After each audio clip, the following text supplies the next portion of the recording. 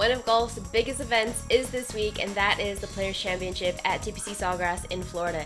It is the event that was canceled last year during the first round, right after the start of the COVID-19 pandemic. And yet, here we are, 1 year later, back in the mix with some betting odds to ponder. The props for this event?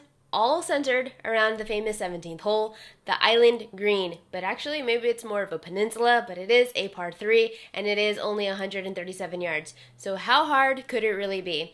It is a short par 3 with a wide green, yet we have seen so many players take a trip to Splashtown. Club selection is definitely important, especially with the winds that Florida tends to bring.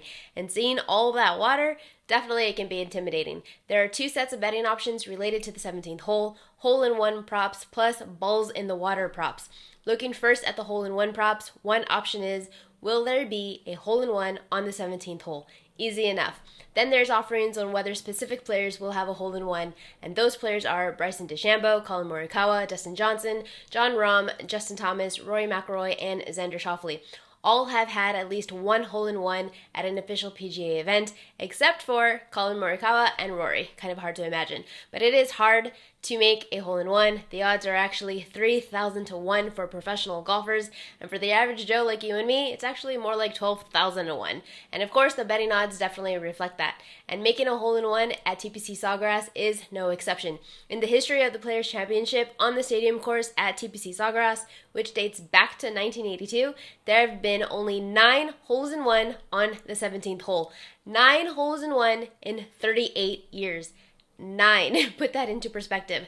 The first came in 1986 from Brad Fable, and the last one was from Ryan Moore in 2019. There was maybe a 10th hole-in-one, also made by Fred Couples, but it was more of a hole-in-3. In 1999, like so many others, he splashed one short of the green, but then he re-teed, and that third shot was found at the bottom of the cup for a par. Of the 9, 5 came in the first round, 1 came in the second round, 2 in the third round, and just 1 in the fourth round, and that was also Fred Couples in 1997, which does lead to the option of betting whether there will be a hole-in-one in each specific round. Of course, the no is the huge favorite, but the yes does at least offer up an option not related to a specific player. That's hole-in-one props, but there's also props related to dumping it into the water on 17 also. The same players named for whether they will have a hole-in-one are also the same players that are listed as to whether they will find the water on hole 17, with no, of course, being the favorite for all of them. It's definitely easier to hit into the water than it is to hit a hole-in-one. Just 9 hole-in-ones in 38 years, but thousands of balls hit into the water. Betting option, the number of balls in the water on the 17th hole. Over 45.5 is minus 120. Under 45.5 is also minus 120. And this is for the full tournament, and I'm going to tell you right now, I'm looking to take the over on this. Of course, it is a perfect line, though. 45 balls went into the water in 2019. Since 2003, 802 balls have found the water with an average of 47 per tournament. In the 2007 Players' Championship, 93 balls were hit into the water on hole 17.